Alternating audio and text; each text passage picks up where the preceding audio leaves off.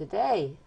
Today is January 11th, and I'm having a TV show with Mark Perrin. He's on the State Board of Education and on several boards in this town of Middlebury, UD3, the Hanover Center, and the ACSU. And he owns Green Pepper. That's right. So good Green morning. Pepper's good. Good morning, Betty. Thank Yeah. you for having me here today. Yeah. So we wanted to talk about Act 646, but there's some things that come before that Right. that helps to make up 46, Act 46. That's right. That's right. Probably starting back in 2012, Act 98 was passed by the legislature, which really was the creation of the Agency of Education. And we moved from the Commissioner of Education to the Secretary of Education. At that time, before the change, the State Board of Education was in charge of the Commissioner. And so this also clarified the roles of the State Board as well to create a separate governing body under the State Board of Education, so that the Agency of Education operated under the auspices of the Governor and the Secretary of Education. So that was the first piece. And then some pretty major legislation came through, Act 77, which is a flexible pathways, which is a way for students to start deciding where they wanted to go post high school graduation. And there's a lot of things embedded in there. And part of it is dual enrollment and trying to challenge students to figure out where their interests might lie to lead them into productive post-high school lives. Can you give a little discussion about what dual Enrollment is? Yeah. Sure. That's right. Yeah. That's a situation where students can actually start partaking in post-secondary classes through CCV, Vermont Tech, any school that wants to offer up some kind of enrollment. So when the student leaves high school, they've actually got some college credits in place. Oh wow! Yeah, that's very good. Yeah. You know, and it saves money too. Well, it saves money. You know, I don't know the financial details and how the state works it out with the colleges, but I do know that the colleges do get some money. They probably don't get the full dollars per credit offered, but there is a certain amount of limitations. Some areas heavily use this opportunity, and so it's not all students are able to get it. In other areas, it's underutilized. So there's still some challenges to make this opportunity available for all students around the state. Mm-hmm. Mm-hmm. And it also gives students an opportunity to really realize that, hey, wow, I'm capable of doing the work that's required in post-secondary. Yeah. And so they gain some confidence and get really serious when they're starting to apply for schools. And it also allows students to dip a toe in an area that maybe they're not sure they want to head in that area, and then they find out that, wow, this is, or in fact it might not be. Is this colleges and tech schools, or or other kinds of? I think it's mostly colleges at this stage of the game. But interesting, you talk about that. I sit on the Hanover Career Center board as well, and have for a number of years, and we have articulated agreements as well with some tech schools for students. So this isn't a completely new concept. Certainly is for outside of the career and technical centers. The high school kids have access to. But I think with the intent of Act 77 is really to open this up and to also have the opportunity for kids to explore other areas, whether they're working with, say, in the restaurant business, or somebody in building trades, or somebody in the tech field. It's really an opportunity for kids to really start thinking about what they want to do post-secondary. Because some of them might want to be roofers, or painters, or builders, or all kinds of work, and they need some math, and they need some tech help. Right. And they also need to work with people that are doing the roofing and the whatever. That's right. And this helps. This helps expand those opportunities for kids in high school. And once again, I know I'm going to say this more than this also, is it's about the opportunity for kids to get serious about where they want to head, because even though we have a high graduation rate in the state, we don't do so well in getting kids onto post-secondary school, whether it's a trade school, a tech school, a 2-year or a 4-year institution. And that's really what we have to do this day and age for kids to be successful financially and to chart out a career for themselves. There's a lot of the tech things, trades and so forth. You can make a lot of money in it Absolutely. if you're really good. Absolutely. People get to know. Well, we all know people that are plumbers and electricians, Yeah. and they're gainfully employed right now, and Yeah. they can pretty much ask whatever they want because there's a shortage, and there's not a lot of young folks coming up behind them. Yeah, I think they don't know that you can make money that way. That's right. And you need, a lot of these guys are, entrepreneurs. So having some Yeah. of these entrepreneurial skills and having the, the education, to back you up and so forth that goes into that's important as well. Yeah. Let's get on then to the next. Sure. Act. So we've been talking about Act 77. Act 166 was passed a couple of years ago, and that's the Preschool Act. And what that really is talking about is trying to get preschool kids 3 to 5 some education. It's 10 hours a week. Each sending school district is responsible for funding that 10 hours a week. And when it was first passed, there, like any major sweeping piece of legislation, there's some tweaking that needs to be done. And when that was first passed, the general consensus was that maybe we ought to delay this a year because there was huge ramifications in terms of the rules behind, where you can send your kid, who's going to pay for it, and so forth. And so some school districts, for example, in ACSU, I believe Salisbury and Bridport, and I think possibly even Ripton, were offering preschool to their students in their towns. The other towns were not. And of course, you have individual employers. Mary Johnson, private, daycare providers, that some of the rules said you had to have qualified preschool teachers once it kicked in. So there's a lot of moving pieces that went behind this legislation in order for it to work. And ultimately, it's about getting kids ready for kindergarten. Yeah. Now, how many days of schooling do they get, or hours of schooling, and will it increase? Did the bill say we were going to get bigger and bigger, more and more hours? Yeah. Well, it's 10 hours. It's 10 hours a week. 10 hours a week. 10 hours a week, and I couldn't tell you if that means it's 2 5-hour days or it's 5 hours at 2 hours, 5 days at 2 hours a day. I don't know the level of detail that's gone into. Well, wouldn't each school make that decision? Well, it doesn't mean the student has to go to a school. These preschoolers, if I'm offering a daycare outside of a school district and I'm a private employer and I have a qualified teacher, I could offer that, and I can structure my daycare / preschool around those needs. And in some of the larger metropolitan areas, that's in fact what some individual businesses do. It creates a challenge for the school district as a school board member. Now we're looking at money that we're paying that goes actually outside of our school, and so it gets complicated.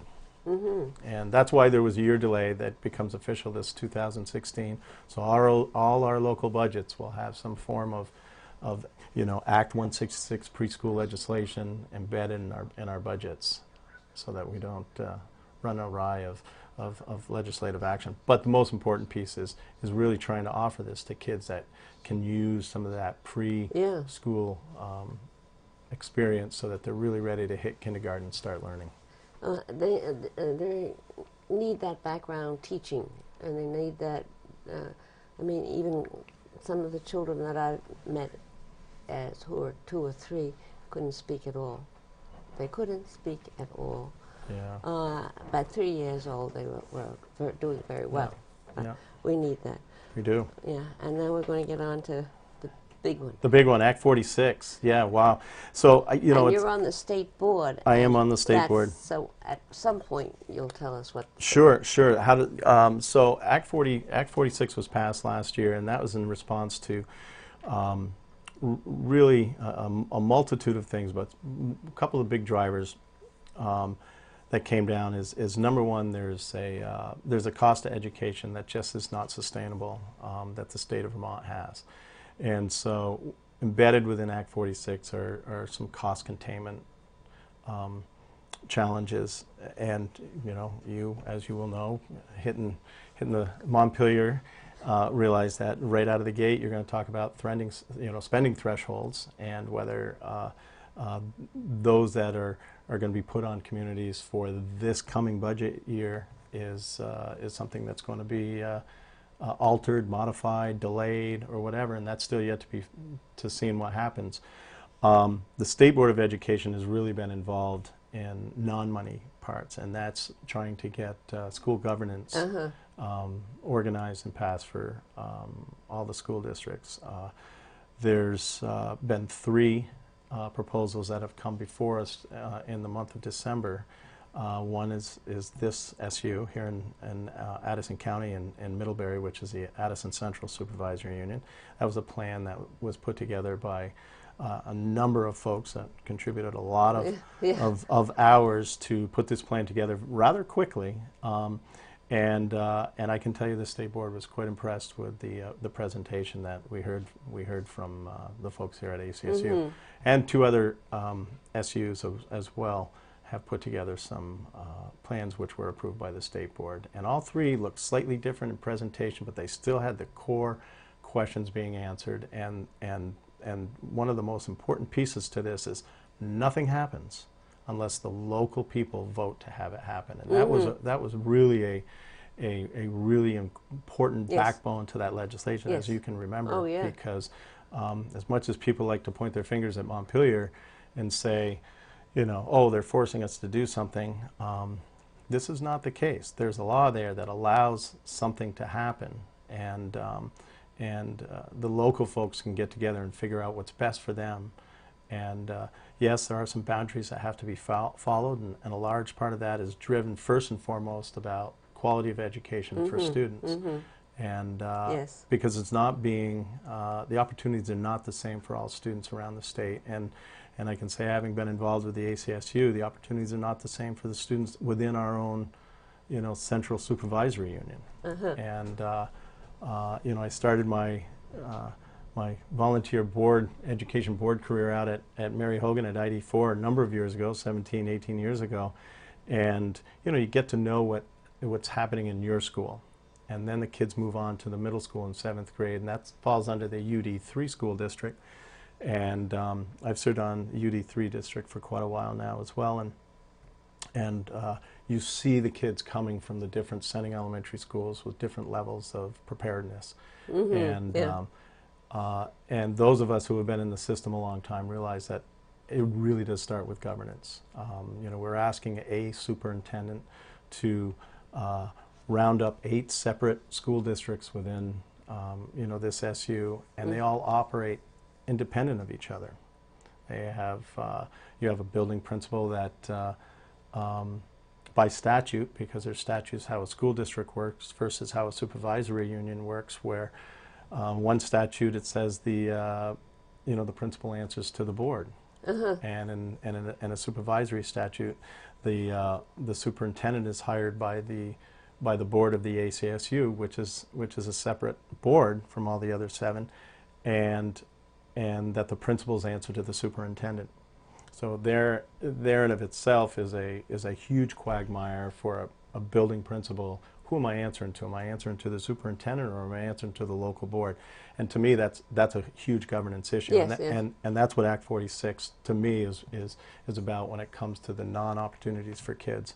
And we have an opportunity now to see the work that's been put together by the study committee and move in a way so that we can go from 50 board members operating in 8 separate silos to 1 board and 13 board members. And I think ultimately what that will do is it'll save money in the long run, and it will make it a very clear governance structure, which ultimately I believe the kids and the students of our SU will benefit greatly from. And don't all the towns can still have their own boards but they could talk to the one member that goes to the central. Yeah, each town will. It's been broken up it's based on a census, and Middlebury gets 7 representatives. Each town, other small town that has an elementary school has 1, so it's a 7-to-6 mix. A lot of discussion around that. There was a subcommittee. Yes. There was a subcommittee just of the study committee that dealt with just that one issue, and that might be a discussion for another time. Yeah. But the information's out there. How they got to that blend. A lot of constitutional work was done to understand how that came about.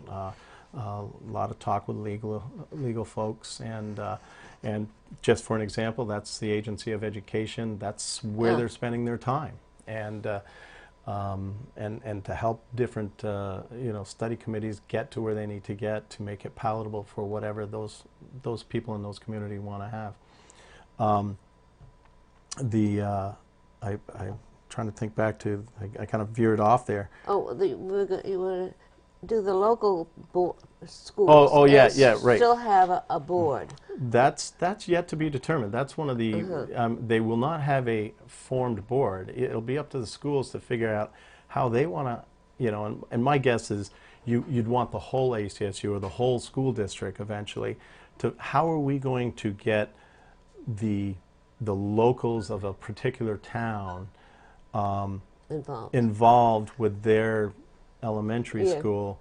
And one of the things that I come to look at it from, having sat on the Career Center board for, 13 or 14 years, I felt like I represented every town for the students that came from Mount Abe, for Virgins, and from Middlebury. And so, on one hand, I hate to say, let's look at it as like a small group of people for one school, and then channel it up to that full board. I feel like they're all our kids. Yeah. And when you sit on the UD3 board as well, as long as I have, all the kids that we're governing, we have the governance responsibility over, are from all our towns. So to me, it's just as important, the feedback that we're getting from Ripton or Bridport or Middlebury or any of the other towns, and how does that information get fed up? I think ultimately that's what you're asking. Yeah. And I think that's yet to be determined how that's going to happen. I know that for me,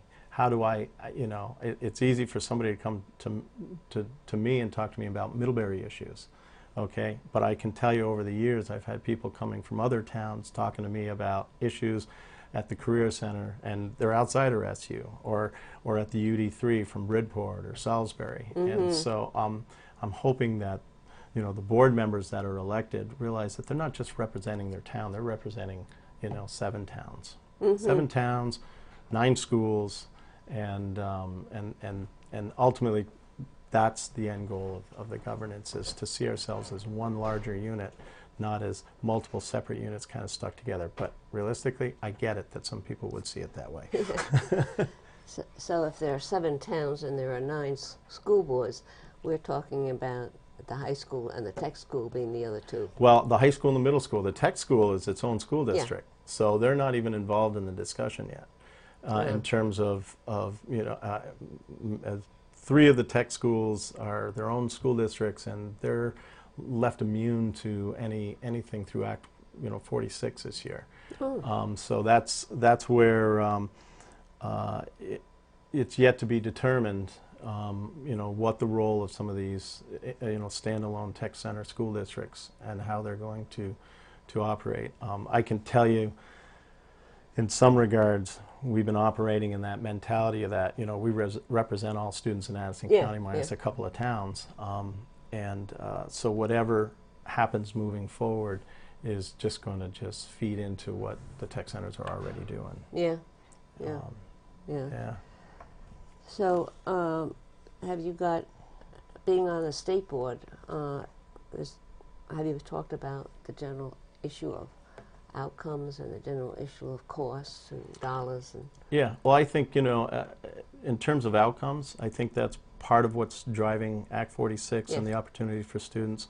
One of the stories that Secretary Holcomb has shared and others have shared leading up to this point is there was a student that was the top of her class, and at a particular high school in the state, and wasn't able to get into UVM, for example, because didn't have the proper courses, didn't score well on certain testing, national testing, SATs, ACTs, and that was an example of it's heartbreaking to think that I don't know the details, how many students were in that class, but we have some really small schools which don't allow for the same opportunities where schools are larger. And there's a balance. There's a balance, but somebody else could sit, on this side of the table. And as a matter of fact, I have a well-respected colleague that sat on the state board. Her term ran out, and she's a huge advocate for, small schools, realizing the challenges that brings, just as larger schools bring a challenge for students as well. The students will still go to the local building school. Well, they will, but we don't have it in Addison County. Our Addison County is structured in such a way that all the small towns all come together in a larger high school. Yeah. Or we call them larger high schools. Compared to most high schools, we're still very small around when you compare it to the rest of the country. But we don't have to be like the rest of the country. What we have to do is what's right for students, is what's right for taxpayers. And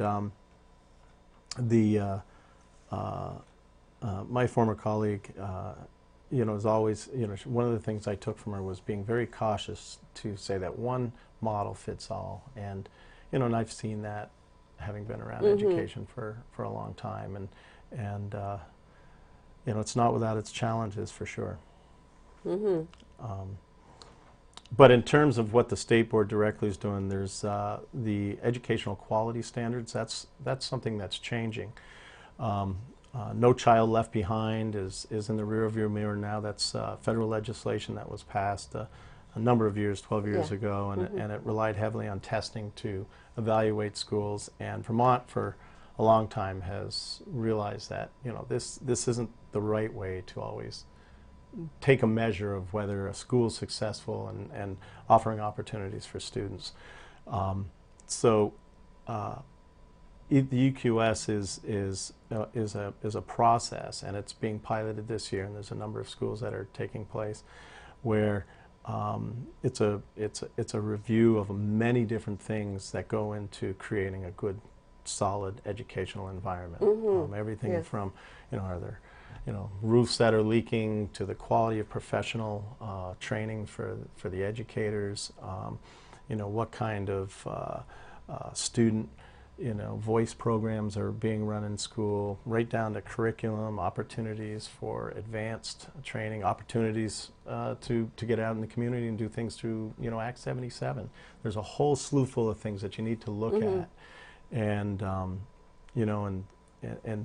and different communities are going to have slightly different focuses depending upon what part of the state they're coming from. Certainly, rural communities have a different culture than the communities that are more dense, for sure. So that's a big one that's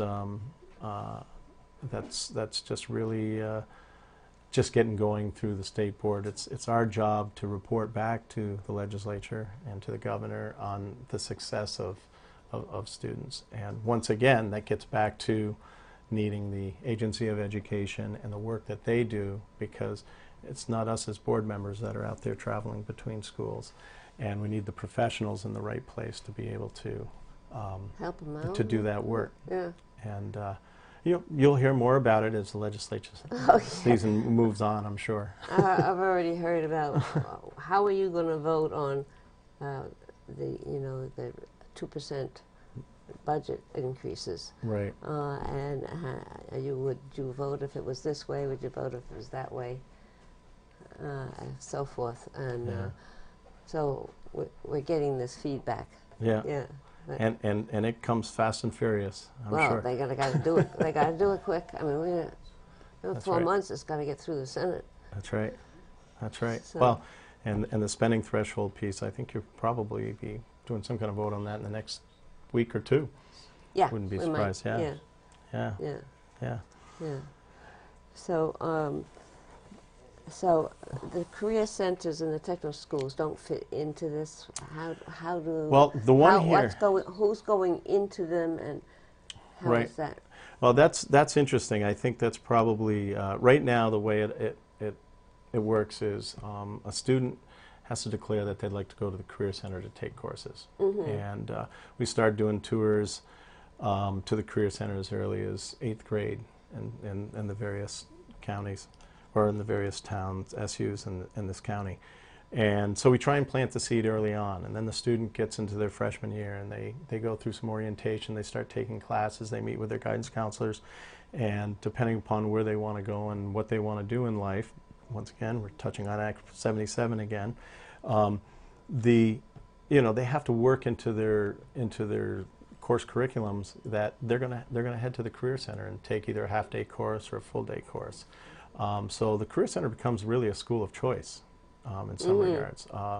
And once you're there, there's a different set of rules than what might be from your sending high school. It's mostly the same, but very strict on showing up for class, making sure you don't have a lot of absences, whether excused or not excused.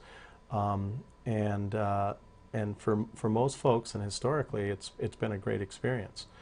With declining school populations in our across the state, but certainly within our sending high schools, that creates a challenge. Once again, it gets to governance and in some regards, because it's a complicated formula that, well, if we send our kids down to the Career Center, are we taking away from our per pupil count? And if we take away from our per pupil count, that affects our per pupil spending, and that affects tax rates and so forth.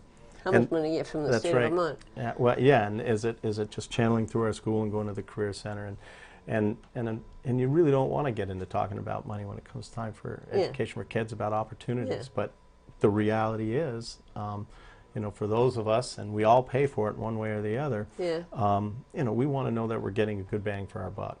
Do you, if the kid?